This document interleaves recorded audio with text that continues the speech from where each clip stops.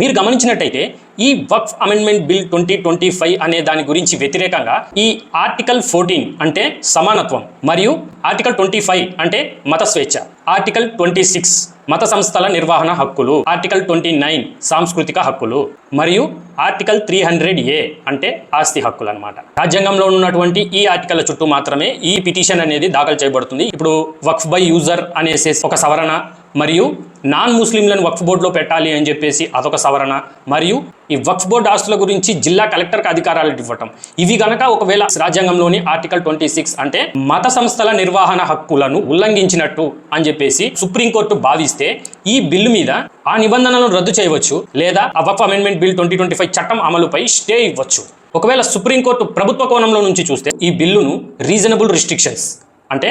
రాజ్యాంగంలో ఉన్నటువంటి ఆర్టికల్ 25/2 దాని కింద పరిగణించినట్లయితే ఖచ్చితంగా ఈ బిల్లుకి సుప్రీంకోర్టు కూడా మద్దతు ఇవ్వచ్చు.